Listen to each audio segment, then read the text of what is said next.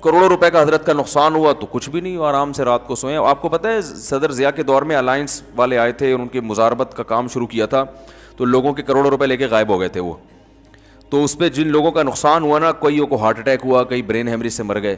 تو ہمارے حضرت کا بھی بہت بڑا پیسہ اس میں ڈوب گیا تھا, تو حضرت کو تو کچھ بھی نہیں ہوا. حضرت نے ایسے ہاتھ جھاڑا, چلو ویسے بھی مسافر خانہ ہے, مرنا تو ہے, کھانے کو تو مل رہا ہے نا بس. تو جب حضرت کو اطلاع ملی نا فلاں کا بھی انا للہ ہو گیا. اب دیکھو اللہ کے بندو, تمہیں روٹی مل رہی ہے یار, تم سونے کی, تم سے گھر کسی نے نہیں چھینا, چلو ذاتی گھر نہیں تو کرائے کا تو ہے نا. طبیعت سے دوپہر کو بھی سوتے ہو, رات کو بھی آرام سے آ کے سوتے ہو, صبح اٹھتے ہو, پھر ناشتہ کرتے ہو, نکلتے ہو. یہ تو لائف تو یہ ہے, ساری چیزیں تو مل گئی آپ کو. اور اے بھائی یہ جو بڑی بڑی نعمتیں, یہ روٹی ہے سب سے پہلے, کیونکہ بھوک دیکھی نہیں ہوتی نا, اس لیے وہ ایسے مزے لگ گئے ہوتے ہیں کہ وہ بھوک کا پتہ نہیں ہوتا بھوک ہوتی کیا ہے. بھوک کے وقت روٹی مل جائے بہت بڑی نعمت, پیاس کے وقت پانی مل جائے بہت بڑی نعمت.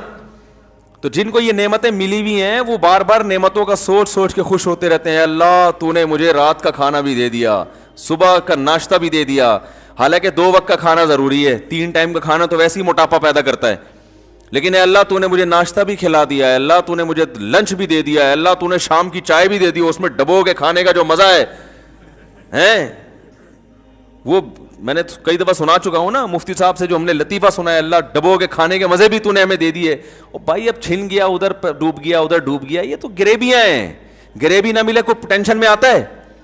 بھائی آپ ہوٹل میں گئے, بیرے سے آپ نے کہا یار ایک نہاری لے کر آؤ, وہ لے آیا, آپ نے خوب ڈبو کے سرید بنا کے کھایا. اس میں آپ نے کہا سر وہ پیٹ بھر گیا, کھانا کھا لیا, گریبی, اس نے کہا یار سر آپ لیٹ آئے ہیں, گریبی ختم ہو گئی. آپ ٹینشن میں آؤ گے, ڈپریشن میں, ہائے یہ کیا ہو گیا, آپ پلیٹیں اٹھا کے پھینک رہے ہو, یار میں خودکشی کر رہا ہوں, گریبی ختم ہو گئی, گریبی. وہ بولے گا بھائی اگر تم نے پیسے دیے تھے, میں پلیٹ ہی لا کے نہ دیتا تو سمجھ میں آتا ہے. گریبی کا تو مطلب ہی گریبی ہے, ملے ٹھیک ہے, نہیں ملے تو بھی ٹھیک ہے. تو بھائی جان مسئلہ یہ ہے کہ نبی صلی اللہ علیہ وسلم نے ارشاد فرمایا, جس کو 2 وقت کھانا پیٹ بھر کے مل گیا, جسم کسی بڑی بیماری سے محفوظ, اور رات کو سر چھپانے کے لیے جگہ مل گئی, تمیز سے سو سکے وہاں پہ, آنا نیند والی جگہ ہو, گرمی سردی سے بچنے کا انتظام ہو, مچھر ہو تو ان سے بچنے کا انتظام ہو. نیند یعنی اصل میں ضرورت نیند ہے, اور 4 دیواری ہے جہاں آدمی عزت کے ساتھ سو سکے, رہ سکے. سفید پوش آدمی کو 4 دیواری چھوڑ سڑک پہ نہیں سو سکتا نا وہ. تو نبی نے فرمایا جس کو یہ 3 نعمتیں مل گئیں تو گویا پوری دنیا کی دولت سمیٹ کے اللہ نے اس کو دے دی ہے. اب اگر اس کو ٹینشن ہو رہی ہے نا, یہ اس کا فالٹ ہے, یہ اللہ کا قصور نہیں ہے, یہ ہوس ہے. دیکھو ہیروئن چی کو ہیروئن آپ نے ہیروئن چی کو کیا کیا, آپ نے اس کو بھوک لگ رہی تھی, آپ نے اس کو کباب لا کے رکھ دیے, ٹکے لا کے رکھ دیے, ملائی بوٹی لا کے رکھ دی, کولڈ ڈرنک رکھ دی, آپ نے کہا کھاؤ. وہ تلاش کر رہا ہے سٹا ہے, سمجھیں بات کو, مثال کو خوب اچھی طرح سمجھیں. وہ تلاش کر رہا ہے کیا بھائی, سٹا. آپ کو اس پہ ترس آیا, آپ نے کہا کپڑے بھی پھٹے پرانے ہیں اور بدبو بھی آ رہی, آپ اپنے گھر کے واش روم میں لے گئے, آپ اس کو شیمپو سے تیزاب سے نہلا دیا آپ نے اس کو, کیونکہ وہ عام شیمپو سے نہیں, یہ چرسی ہیروئن چیز جو ہے نا ان کی بدبو ختم نہیں ہوتی.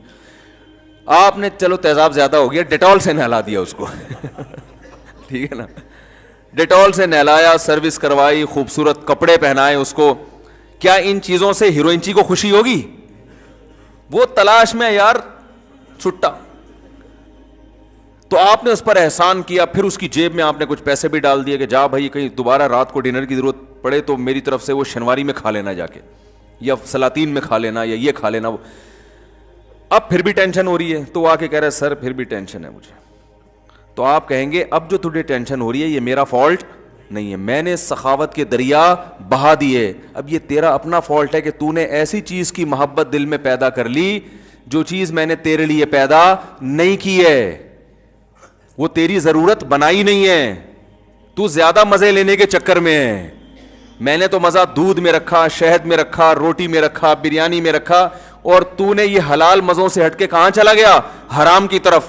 تو آ گیا شراب پر اور ہیروئن پہ آ گیا, یہ تیرا فالٹ ہے. اب اس ٹینشن کا علاج یہ نہیں ہے کہ میں رزق کی فراوانی کر دوں, اس کا علاج یہ کہ اس فالٹ کا علاج کر تو, یہ محبت ختم کر. تو یاد رکھو ہماری جو بنیادی ضرورت ہے بھوک کے وقت کھانا, یہ لذت بھی ہے اس میں. شدید بھوک لگ رہی ہو, دیکھو شدید بھوک لگ رہی ہو نا, کچھ بھی مل جائے مزہ آتا ہے کھانے میں, آتا ہے کہ نہیں آتا؟ دال مل جائے ایسا مزہ آتا ہے. ہمیں تو شدید بھوک لگتی ہی نہیں ہے نا, بھوک لگنے سے پہلے پھوڑ دیتے ہیں. تو وہ پھوڑنے کا لفظ میری زبان پہ بیان کر کر کے ایسا ہو گیا, وہ کہیں کسی بڑے ہوٹل میں جانا ہوا, بچے بھی ساتھ میں تھے, کوئی انوائٹڈ تھا, میں کہیں بیان تھا. تو جب میں وہاں گیا تو وہ بوفے سسٹم تھا نا, تو میں نے بچوں سے مذاق سے کہا, میں نے کہا بچوں پھوڑ دو, مذاق سے کہا نا ان کو, کیونکہ پیمنٹ بھی کی ہوئی تھی. تو وہ بچے کہتے ہیں ابو ایسا نہیں بولتے, لوگ مذاق اڑائیں گے. کوئی سن لے گا تو مذاق اڑائے گا. میں نے کہا اڑانے تو بیٹا, اڑانے تو. میں نے کہا پھوڑ دو. تو وہ اصل میں شرما رہے تھے نا بچے نکالتے ہوئے, تو میں ان کو حوصلہ کرنے کے لیے کہ کھاؤ بیٹا. تو بنیادی جو ہماری ضرورت ہے, تو ہماری جو بنیادی ضرورت ہے وہ بھوک کے وقت روٹی کھانا, اور خوراک میں جو بنیادی خوراک ہے نا, آلو, گندم اور چاول, یہ انسان کی بنیادی خوراک ہے, جس میں کاربوہائیڈریٹ ہوتا ہے, جو نشاستہ ہوتا ہے, جو ہماری باڈی کو رن کرنے میں کام آتا ہے. یہ بنیادی بیسک ضرورت ہے. یہ نہ ملے تو لوگ کہتے ہیں نا وہ دودھ پی رہے ہیں 1-1 کلو, وہ جب تک روٹی نہیں کھائے گا صحیح ہے نا, طاقت نہیں آتی جسم میں. تو یہ بھی مل رہی ہے الحمدللہ. یہ اللہ نے اتنا سستا کر دیا دنیا میں, روٹی نہ ملے چاول کھا لو, چاول نہ ملے آلو کھا لو. تو یہ اتنا سستا, یہ بیسک ضرورت ہے. اور دوسری ضرورت اللہ نے ہماری رکھ دی گھر, چاہے کرائے کا ہو چاہے ذاتی ہو, رہنے کی 4 دیواری ہو, تیسری کے کوئی بیماری نہ ہو. تو یہ اگر مل گئی تو ہمیں خوش ہونا چاہیے. سمجھ رہے ہیں نا, اللہ ایسا کھا رہا ہوں ماشاءاللہ, بھوک سے بھی پریشان نہیں ہوتا, اور سونے کی جگہ بھی تو نے مجھے دے دی, اور پہننے کے لیے لباس بھی مل گیا ہے, جو یہ بیسک ضرورتیں پوری ہو گئی, بس اب بھی خوش نہیں ہو رہا, تو اللہ کی قسم یہ اس کا اپنا فالٹ ہے. صحیح ہے نا, اس کا اپنا فالٹ ہے. یہ ہیروئنچی ہے. ہیروئنچی کو ہیروئن سے اتنی محبت نہیں ہوتی جتنی اس نے گاڑی بنگلے اور دنیا سے دل لگایا ہوا ہے. تو اس کا علاج کرو, جیسے ہیروئنچی کو سمجھایا جائے گا کہ علاج کرو, کہہ رہے کیسے بھائی, ڈاکٹری علاج بھی کرو اور نفسیاتی بھی. نفسیاتی یہ کہ بار بار سوچو کہ اس سے آہستہ آہستہ تمہارا سکون برباد ہو رہا ہے. یہ جو تمہیں سکون ملتا ہے نا سٹے لگا کے, یہ وقتی سکون ہے. نہیں یقین آتا تو جن لوگوں کو یہ سٹا نہیں ملتا, جو نہیں پیتے, ان کے چہروں پہ رونق دیکھو, تم سے کروڑا گنا زیادہ ہے. اگر اس میں سکون ہوتا تو جو نہیں پیتے وہ تو ٹینشن سے مر جاتے, جبکہ ہم دیکھ رہے ہیں جو نہیں پیتے ان کے چہروں پہ بھی رونق ہے, وہ تم سے زیادہ خوش ہیں. تو یہ بار بار وہ سوچے گا تو چھوڑنے پر آمادہ ہوگا نا, پھر وہ علاج کی فکر کرے گا. بھائی بتاؤ, اگر وہ اس کا نظریہ ہی ٹھیک نہیں ہے, وہ کہے سکون میں وہ ہے جو پیتا ہے, تو وہ تو پاگل ہے نا, اس کا علاج ہو سکتا ہے. تو یاد رکھیں, اسی طرح جو بیسک بنیادی ضرورتیں جب آپ کی پوری ہو گئیں, اس کے بعد اگر آپ کو سکون نہیں ہے, تو سکون نہ ہونے کی وجہ یہ ہے کہ آپ دنیا سے محبت کر بیٹھے ہیں, آپ غریبیوں کے چکر میں پڑ گئے ہیں. تو اس کا حل یہ نہیں ہے کہ آپ کی حاجات پوری کر دی جائیں, آپ کی تنخواہ ڈبل ہو جائے. آپ کے پاس لوگ اپنے مسائل حل کروانے آتے ہیں, یہ کریں کہ ایک صاحب آیا, میں اتنی ٹینشن میں ہوں, میری بیگم بھاگ گئی ہے اور علیحدگی کا مطالبہ کر رہی ہے, اور 1 سال سے میں اس کو منا رہا ہوں, مان نہیں رہی. تو میں نے کہا بھائی, آپ کے دل میں اس کی محبت بہت زیادہ ہے, ٹھیک ہے نا, تو اس لیے آپ ٹینشن میں آ گئے. اگر وہ آ گئی تو جو ٹینشن آپ کو ہو رہی ہے وہ اس کو ہونا شروع ہو جائے گی. ٹھیک ہے نا, کیونکہ اس کے ایٹیٹیوڈ سے لگتا ہے کہ جتنی آپ کے دل میں اس کی محبت ہے, بالکل اسی حساب سے اس کے دل میں آپ کی نفرت ہے. کیونکہ آپ اتنا پیچھے پڑ گئے پھر بھی نہیں آ رہی, تو اس کا 1 سال کم تو نہیں ہوتا نا. میں نے کہا یہ اس کی علامت ہے کہ آپ جتنا اس سے چاہتے ہیں اتنا ہی وہ آپ سے باقاعدہ ماشاءاللہ نفرت کرتی ہے. تو جیسے آپ کی محبوب چیز ملنے سے آپ کو خوشی ہوگی, تو اس کی قابل نفرت چیز ملنے سے اس کو ٹینشن ہوگی کہ نہیں ہوگی؟ کیا ہو گیا بھائی, بات صحیح کر رہا ہوں کہ نہیں کر رہا؟ تو میں نے کہا آپ اس پہ خوش کہ وہ آپ کو مل جائے, وہ اس پہ خوش کہ آپ اس کو نہ ملے. تو اب میں نے کہا اس ٹینشن کا حل یہ نہیں ہے کہ وہ آ جائے. وہ کیوں آئے گی بھائی؟ اللہ نے چاہتے پوری کرنے کی جگہ دنیا رکھی نہیں ہے. کسی کی آ جاتی ہے, اکثروں کی تو جو گئی تو پھر بات واپس نہیں آتی. رپورٹ یہی ہے. جو رپورٹیں ہیں نا, ہماری اپنی بھی بہت ساری رپورٹیں ہوتی ہیں, لوگ بتاتے رہتے ہیں نا, تو ایک رپورٹ میں بھی مرتب کر سکتا ہوں. رپورٹ یہی ہے کہ اکثر نہیں آتی. تو اس کا حل یہ کہ دل وہاں سے ہٹاؤ, دل ہٹاؤ وہاں سے. کہہ رہے نہیں میرا دل نہیں ہٹتا. تو میں کہتا ہوں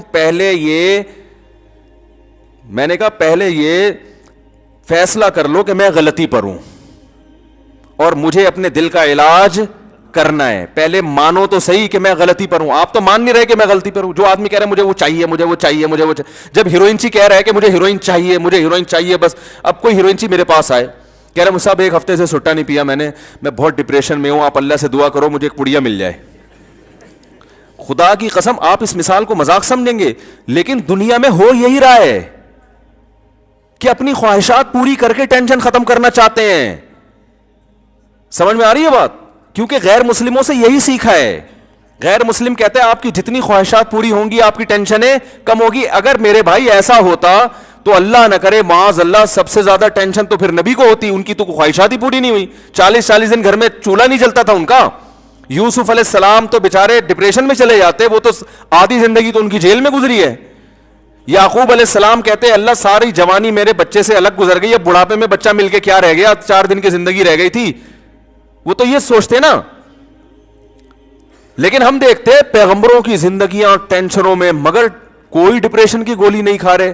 بتاؤ یوسف علیہ السلام اتنا عرصہ جیل میں رہے, پہلے کنویں میں ڈال دیا ان کو, پھر کنویں سے نکالا تو بازاروں میں بکے, جھوٹے الزام لگ کر جیل میں ڈال دیا گیا. تو کبھی کہیں قرآن میں آتا ہے کہ یوسف علیہ السلام نے پھر وہاں کسی روحانی عامل سے رابطہ کیا کہ یار کسی نے کچھ کر دیا میرے اوپر, ٹینشن یہ بڑا مسئلے کیا ہو گئے ہیں یار, مسلسل کام بگڑتے جا رہے ہیں. میں ابا کو سب سے زیادہ محبوب تھا, ہونا تو یہ چاہیے تھا ساری جائیداد ابا میرے نام کر دیتے, لیکن ہوا کیا ہے, میں نے بھائیوں کا کبھی کچھ بگاڑا نہیں. یہ آواز میں ایکو کیوں پیدا ہو رہا ہے بھائی؟ میں نے بھائیوں کا کبھی, باہر کا مائک مجھے لگ رہا ہے اسپیکر آن ہے, میں نے کبھی کسی کا کچھ بگاڑا نہیں, بھائیوں نے مجھے کنویں میں ڈال دیا. پھر ابھی میں 7-8 سال کا بچہ تھا, کنویں سے نکال کے بازاروں میں مجھ جیسے شہزادے کو بیچا گیا. پھر بیچ کے چلو تھوڑے دن سکون کا سانس ملا تھا بادشاہ کے, چلو کسی اچھی جگہ چلا گیا بکے میں, تو سکون کا سانس ملا تھا. اور میں نے بادشاہ سے وفا کی, اس کی بیوی پہ کبھی غلط نظر نہیں ڈالی, اسی کی بیوی نے جھوٹا الزام لگا کے چلو محل میں آ کے کچھ سکون ملا تھا. وفا کی سزا یہ ملی کہ جیل میں چلے گئے.